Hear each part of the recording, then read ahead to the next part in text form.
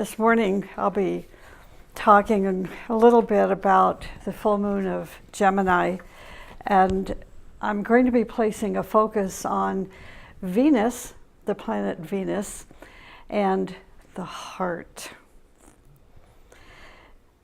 Let me start with the keynote for a Gemini disciple. The keynote is this: I recognize my other self, that's the capital S self. I recognize my other self, and in the waning of the lower S self, I grow and glow. So this is a very simple seed note, and probably one of the more difficult seed notes or seed thoughts to begin to realize and to manifest. But it gives us hope, and the hope is this: that we have something greater than ourselves, than what we presently are. And if we can just place a focus on this greater self of which we are, then that little self begins to grow and grow and grow into, as the keynotes that Richard was talking about this morning, going from the will of Aries to the enlightenment of Taurus, and now into the love, of the energy of Gemini. So we want to synthesize will and enlightenment and love in such a way that our greater self begins to pull our ordinary day-to-day discussing self into this beautiful illumined being. I mean, we have to make fun of ourselves. If we get too serious, we're on the wrong track. And so this is why there is another keynote for what's called the average person. And that keynote is: let instability do its work. We waver from lower to higher, and we don't know who we are, where we're going, where we came from, and so on and so forth, until there's a moment where we have a glimpse, and that glimpse or insight into who we really are can take place during the full moon energies, the days of the full moon of Gemini. Our exact time of the Gemini full moon is this Tuesday morning at 7:21 Mountain Time. Gemini is one of the constellations of the zodiac. It was one of 48 constellations described by Ptolemy, and it remains one of the 88 modern constellations of today. Its name is Latin for twins, and it is associated with the twins that we know in the heavens as Castor and Pollux, which is truly Greek mythology. But there is something esoteric that is very exciting, and it goes beyond normal understanding of the sign, or especially the constellation of Gemini. And that is that Gemini has a direct relationship with the heart of the sun. Now, we know about the three suns, right? The physical sun, the sun behind the sun, and the central spiritual sun. So the sun behind the sun is the heart of the sun.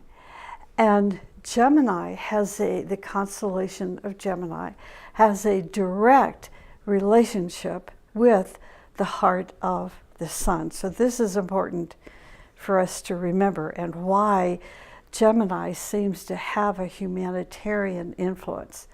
It's not politically biased. It goes way beyond politics into pure energy.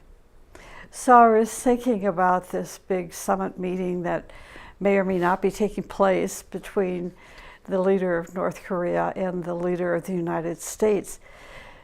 It goes way beyond these two people, whether this summit takes place or not. It's going to have a lot to do, this meeting, whether it takes place or not, has a lot to do with the impulse of hierarchy, with the impulse of these energies of Gemini, with the impulse of these energies of the heart of the sun. If these two leaders, if their hearts are in the right place and their intentions is right for all of humanity, then the meeting will take place. I truly believe this. So, see, these energies, this is what I'm trying to say, these energies go beyond politics. They go beyond our little selves. It goes beyond our intellect. And those of us that can intuitively align with these energies of Gemini will increase, this alignment will increase our willpower, will increase our illumination, and increase, I want to say Venus, but you're not going to understand that. So until the end of the talk, will increase the nature of our heart. So let us align ourselves not to what's happening into the events of today's politics, but the events that are taking place astronomically and hierarchically and esoterically. This is why the energies of this full moon can have a wide-reaching effect upon the souls of humanity. As our sun moves into Gemini, there is a natural energy burst available for all of us to make inner changes, especially during the 7 days of the full moon. Simply by focusing on the nature of our heart, the qualities of our heart, we can take advantage of this period and use this time to appraise our life. Not how perfect we are and how remarkably, incredibly special we are, but to who we really are, at that soul level. Where is our unfolding human soul today? Where is it stuck? Where is it headed? Are we promoting it? Are we creating an environment for it to blossom into its full potential? Take a look and appraise your own life. Make changes and review the nature of your heart and move upward to the next turn of the evolving spiral. Gemini is predominantly the sign of the intellect, and it has a peculiarly vital effect at present.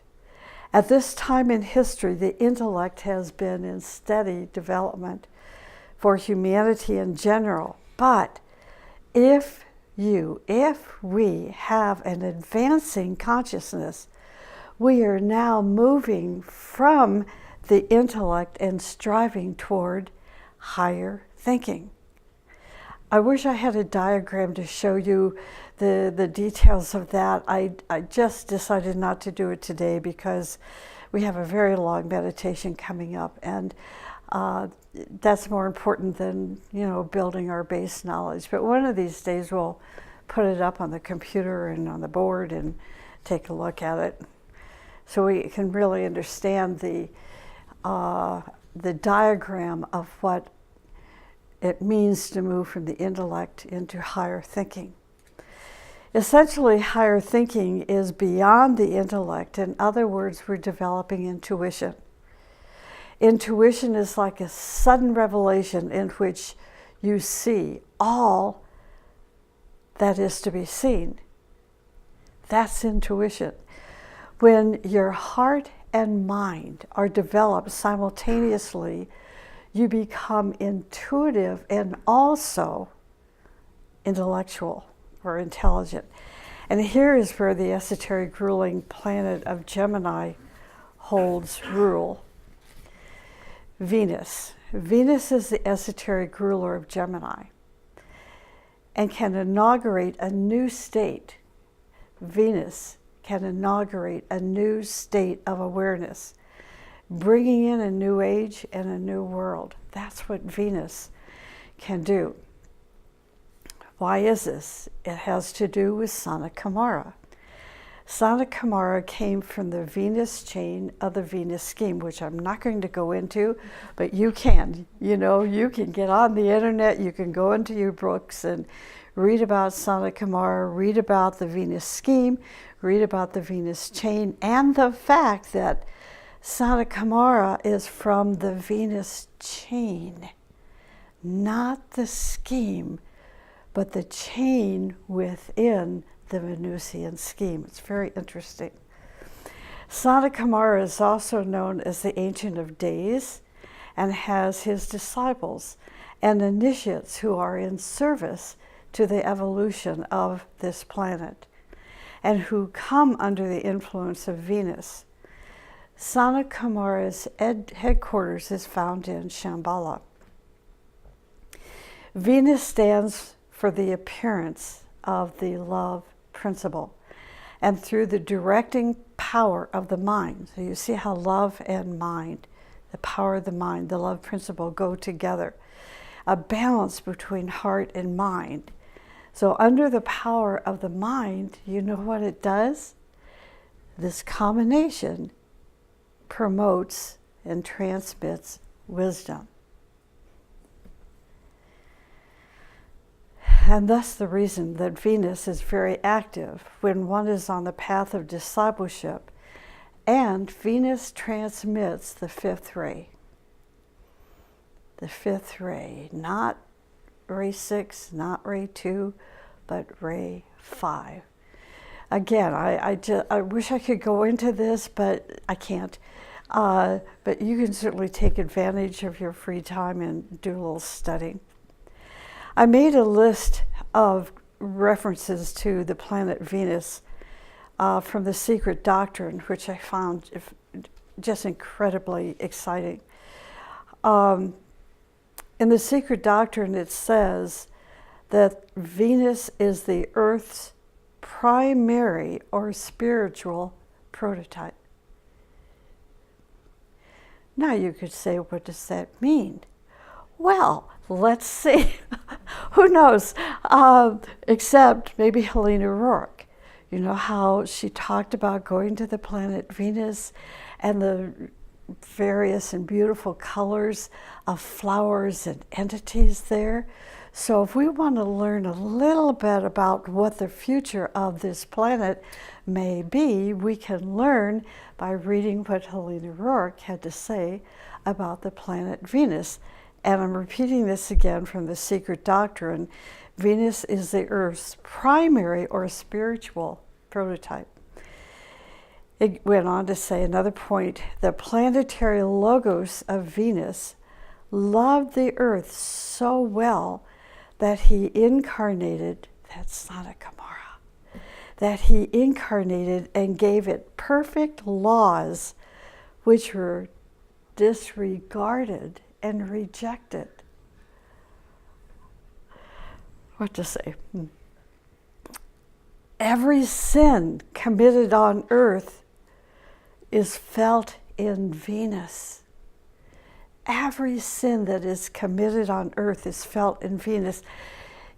This statement reminds me of what it's like to be a parent, what it's like to be a spiritual teacher, what it must be like to be a master, is that they feel every transgression that occurs in our life. So we can't think that we're not, our experiences are not being felt by others or experienced even by others. So that's the way I look at it with the Secret Doctrine, is saying every sin committed on earth is felt in Venus.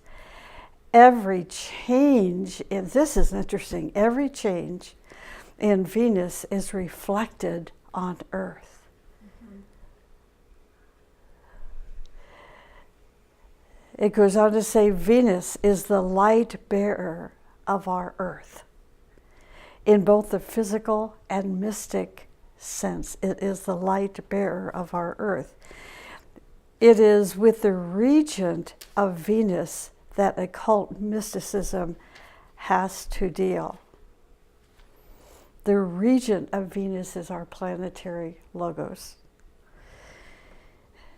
Humanity, which appeared during the Lemurian days, is said to be under the direct influence of Venus.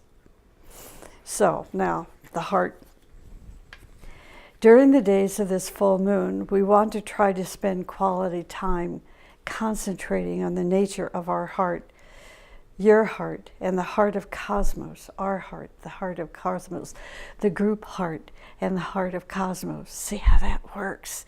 The heart of our child and the heart of cosmos. See how we can create these different relationships. And then spend some time thinking about it. You can take advantage of this period by using the time to appraise your life, as I said earlier, and then make changes. Review the nature of your heart and move upward to the next spiral of your life. Master Moria says, "Verily, anyone who wishes to know the heart cannot approach it as only a part of the organism.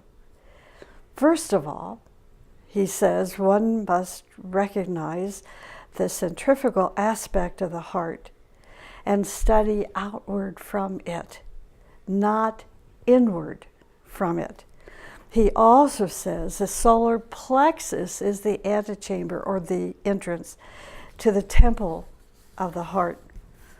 The solar plexus is the antechamber of the heart.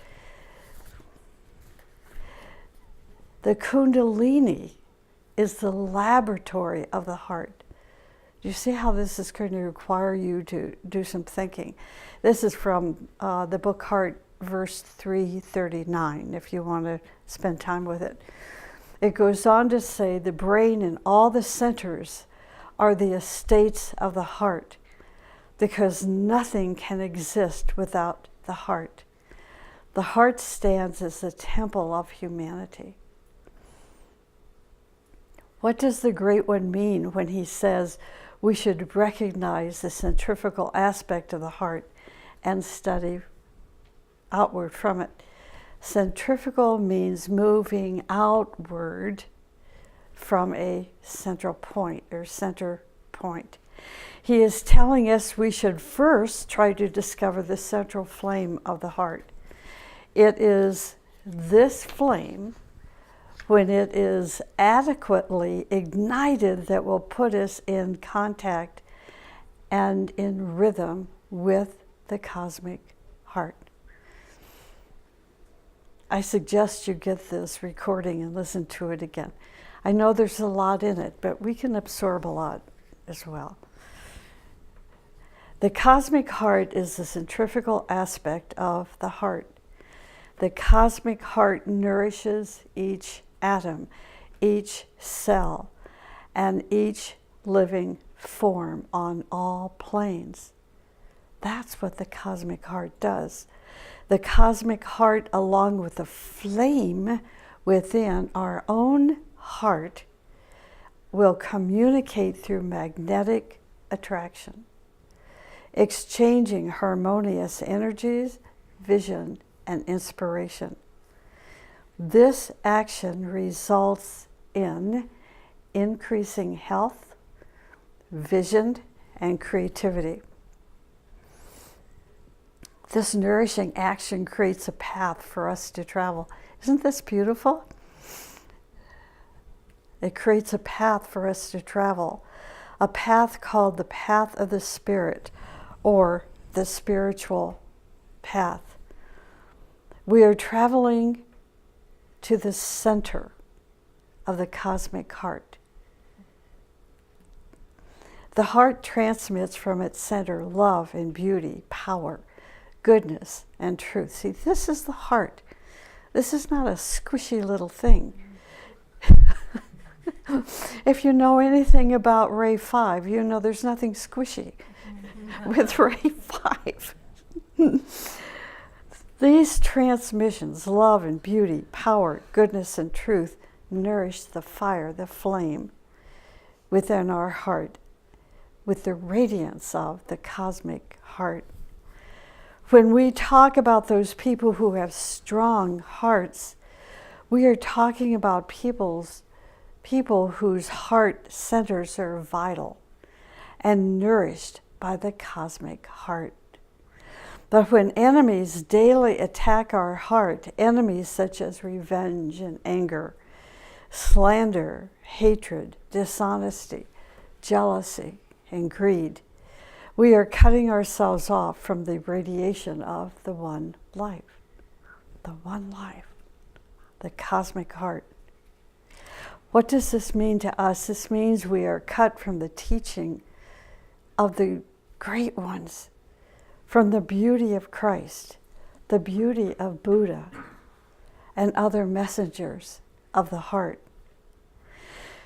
We reject their teaching by becoming hypocrites, or we mask ourselves in the words of their teaching, but find that our actions go against all that they gave to us. The great ones need strong hearts within the ashramic communities to carry their message out into humanity, to heal the heart of humanity, to heal the heart of the family, the group, the nation, and, of course, the world. Those who have strong hearts are those whose heart center is open. When the heart center in the head is awake, for example, then we can transmit the life electricity from the great cosmic heart. How can we recognize people who have strong hearts? They are unifiers, plain and simple. They are also the protectors of the family, the group, the nation, and of humanity. They are refined, tender, loving, and compassionate, as well as powerful, strong, and dedicated. Powerful, strong, and dedicated. And most especially, they practice harmlessness. That is the keynote for Geminis, harmlessness. Master Moria said that the solar plexus is the antechamber of the entrance of the heart. What does this mean? It means that the solar plexus is the lower heart. The lower heart is related to negative emotions. The lower heart must be purified by the higher heart. So during these powerful days of Gemini, let us use the energies of the sun to purify the nature of the lower heart. The higher heart is the chalice, the contact point of the cosmic heart. And it is also the source of all virtues. When you fuse the lower heart, your lower heart, with the higher heart, you're going to turn into a source of tenderness, harmlessness, and sensitivity. Despite all the nurturing resources the heart has access to, nonetheless, there are some people in the world who fall into the category of heartless. Heartless people are repelled by the teaching. What happens with heartless people? I do have to say this, even though we're going to run over a little bit this morning. When I say repelled by the teaching, I mean they're repelled by the practice, putting the teaching into practice. Again, they can, perhaps they have a photographic memory and they're going to impress us with the way they can quote from this book and that book and books of substance that are found in the teaching. And yet, if you look at their lives, it's nothing but words without substance, because they're not putting these words into their heart and into their day-to-day life. This is why we can oftentimes be fooled by people who say they are followers of the teaching, or that they are a teacher of the teaching, and yet it goes in, their behaviors are in contradiction to the teaching. And because we make ourselves so vulnerable, our brains think, naturally so, that if they're a teacher of the teaching and they're behaving this way, well, there's something I must not be understanding from the teaching. Don't fool yourself. They're hypocrites. So, not only are they hypocrites, they are heartless. So now you know what being heartless means, right? Okay. With everything that I've said this morning. What happens with heartless people? Their heart centers dry up. They're very difficult people to be around, because heart-filled people try to love them and express compassion and forgiveness and all the virtues, but it bounces off of them. You're not going to get through to them because their heart center is dried up.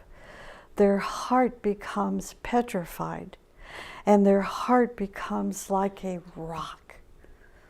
So you pick up that rock, it may be a beautiful rock, but do you think it's responding to your love, your compassion, your forgiveness? Absolutely not, because it's a rock.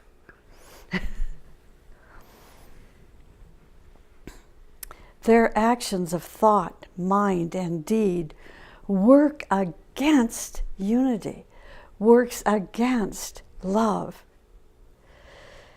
I know this will be difficult for most of you, but you must stay away from heartless people. They will break you in two. I know this from experience. So when you have the experience, this no longer becomes just, words on the piece of paper. Now you get it. You must stay away from heartless people, for in time their nature will poison your heart. Remember, the qualities of the heart are sensitivity, gracefulness, and tenderness, as well as harmlessness, gratitude, compassion. If the power of God is within you, the flame of your heart will be red or red-orange. You can see, and the reason for the two different colors has to do with the substance of your aura. You can see this flame in a person's eyes, literally, when the flame of the heart is present. Without the flame, obsession and possession start in a person's nature. Friendships end, and prosperity can vanish. During the days of the full moon of Gemini, we should especially try to make things right between our lower self and our higher self.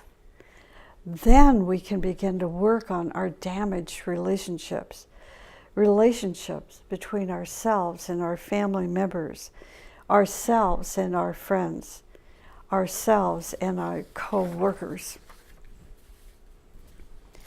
To build right human relations does not mean to think of yourself first. People do not have to learn how to put themselves together first, but rather how to put others first. They don't have to learn how to put themselves first. I said together first. Sorry about that. They don't have to learn how to put themselves first, but rather how to put others first. By honoring and respecting the divinity in another, you are building a bridge between your own divinity and that in the other. You see, so if you're a person of heart and you have a relationship with a heartless person, to pull away from that person does not mean that you're not recognizing and respecting the divinity in them. It means you're protecting your own heart from their poison.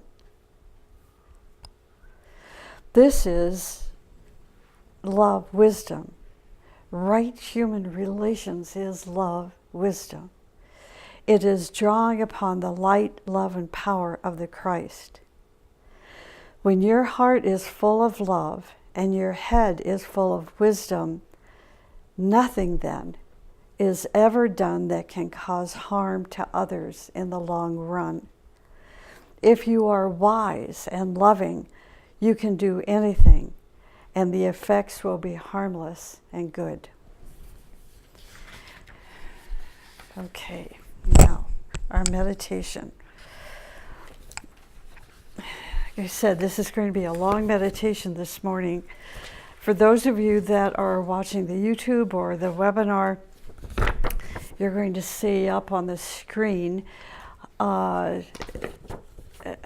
this. And this, these words are the last words of Buddha's sermon.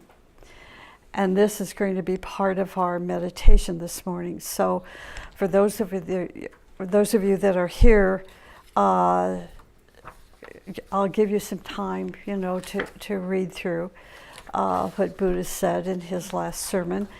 And for those of you that are on the YouTube, watching the YouTube or on the webinar, you'll have an opportunity to look at it and think about it as well. So let us begin.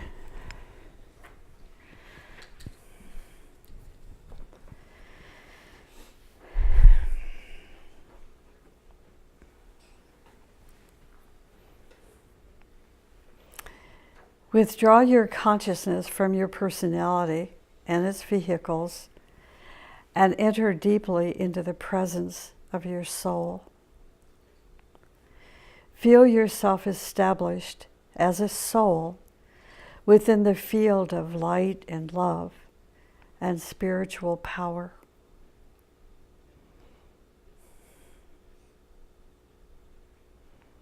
Then merge yourself as a soul into a deep sense of the group soul.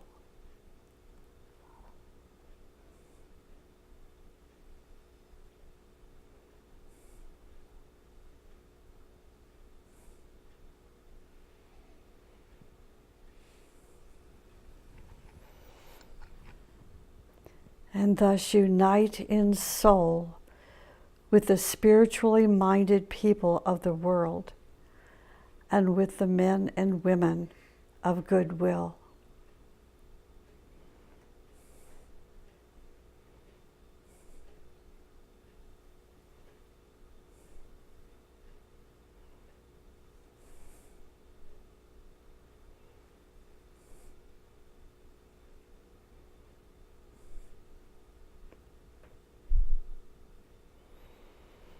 Visualize the group soul merging into the one soul of humanity.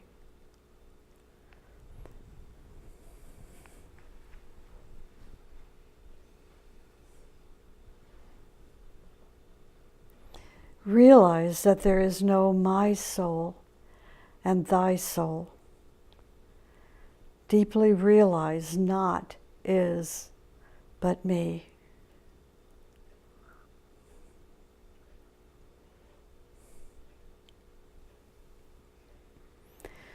Imagine the group Antakarana colored with all the 7 colors, but primarily the deep indigo blue of the second ray, reaching into the realms of the spiritual triad. Inwardly affirm the great word of power. I see the greatest light. I see the greatest light. As you project a line of vivid white light from an established point of tension on the mental plane into triadal realms.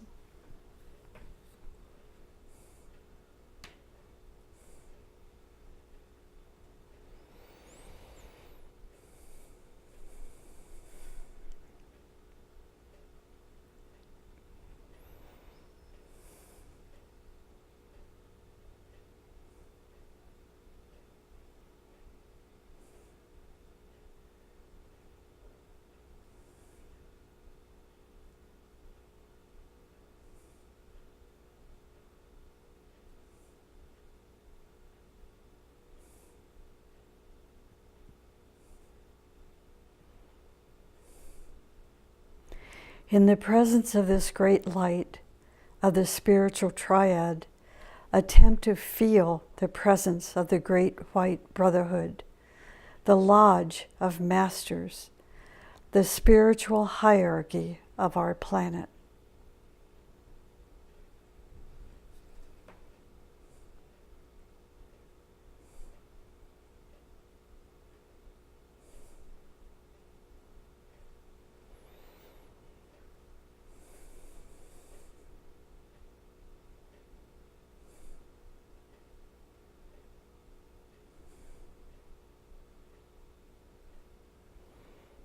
Focus your meditative attention on the Christ and the Buddha, realizing their brotherhood as they represent the West and the East and the spiritual union of these two hemispheres.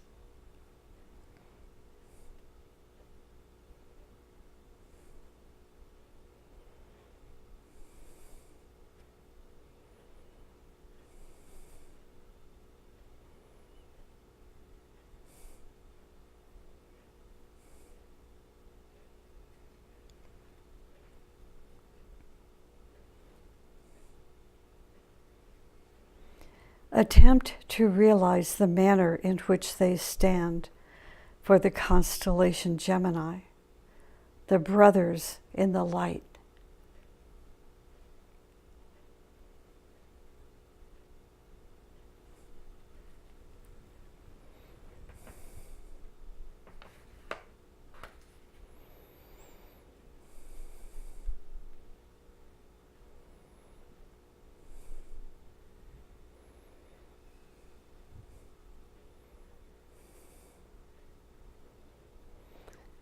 As today is within the approach of the full moon, let us, with greater inner attentiveness, imagine that the Christ is, in fact, preaching the last sermon of the Buddha before the assembled hierarchy and the hearts and minds of all human beings.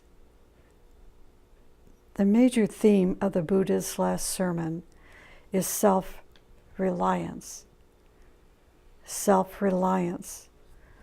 As we ponder the closing words of his sermon, let us imagine the Christ communing with the Buddha and intoning his brother's last words for the sake of all humanity. And I'm going to read these words. Those who, either now or after I am dead, shall be a lamp unto themselves, relying upon themselves only and not relying upon any external help, but holding fast to the truth as their lamp, seeking their salvation in the truth alone, shall not look for assistance to anyone besides themselves. It is they, Ananda, among my bhikshus who shall reach the very topmost height. But they must be anxious to learn. My age is now full ripe and my life draws to its close. I leave you, I depart, relying on myself alone. Be earnest then, O brethren, holy, full of thought. Be steadfast in resolve. Keep watch over your own hearts. Who wearies not, but holds fast to his truth and law, shall cross this sea of life, shall make an end to grief. When the light of the gnosis has dispelled the darkness of ignorance, when all existences has been seen as without substance, peace ensues when life draws to an end, which means to cure a long sickness at last. Everything, whether stationary or movable, is bound to perish in the end. Be ye therefore mindful and vigilant. The time for my entry in nirvana has now arrived. These are my last words. Now, for our seed thought, in deep silence, enter into the spirit of the Buddha's last sermon.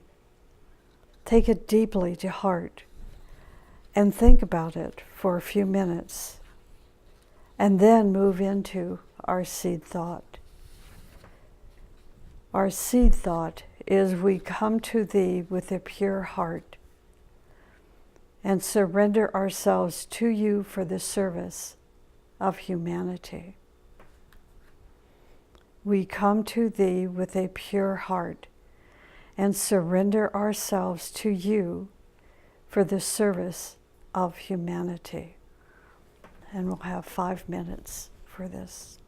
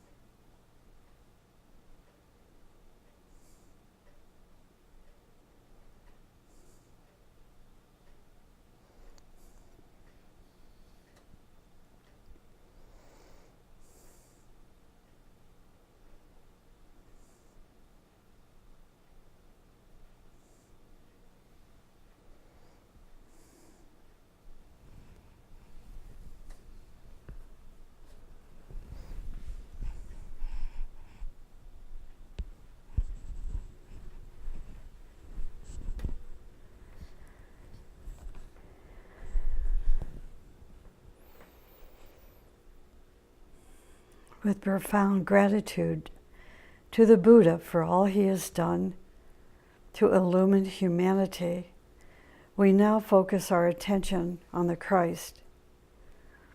With the utmost beautiful attentiveness of which we are capable, we listen inwardly, imagining that we hear the Christ and the assembled hierarchy sounding the great invocation together. Let us allow a minute for this silent absorption of this imagined sounding.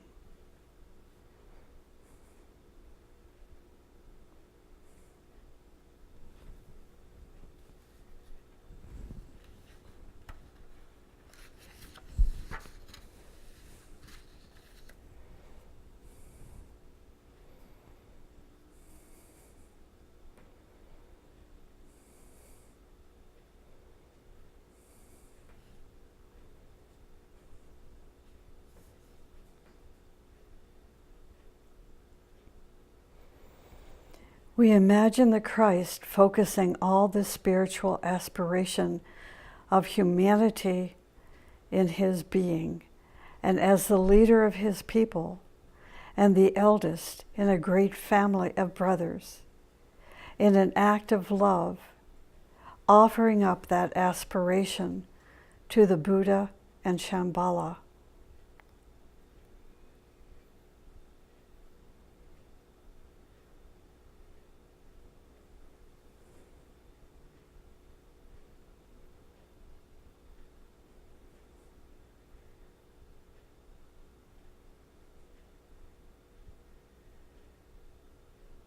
We imagine the full response of the love of Shambhala, inspired by the solar logos,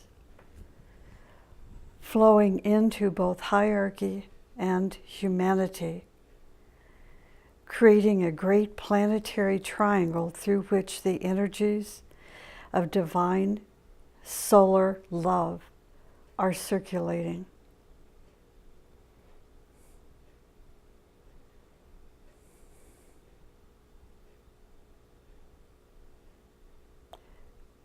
We extend our contemplative thought towards the luminous constellation Gemini, seeking to understand that Gemini is the head of the cosmic Christ, the source of all that is transpiring on this day, the day of the festival of humanity.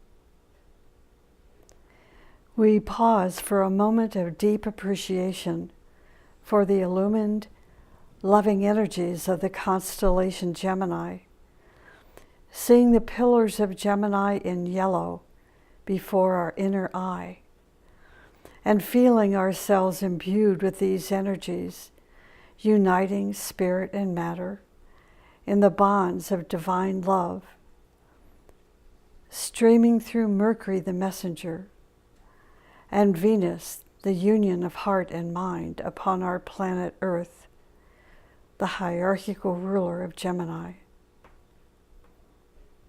Venus, the hierarchical ruler of Gemini.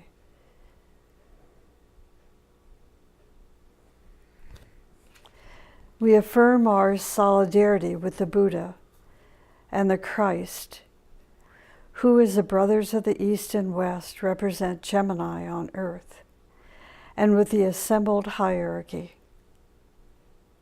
We seek to identify with them and to merge our purpose with their purpose.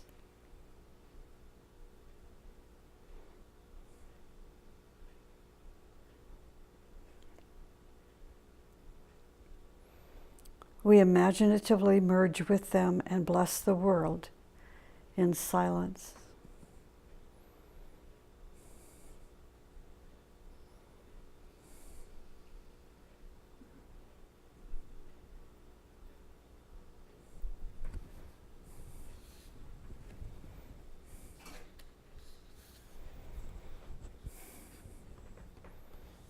And as we close our meditation, just remember the Earth is the hierarchical ruler of Gemini and Venus is the esoteric. Shanti.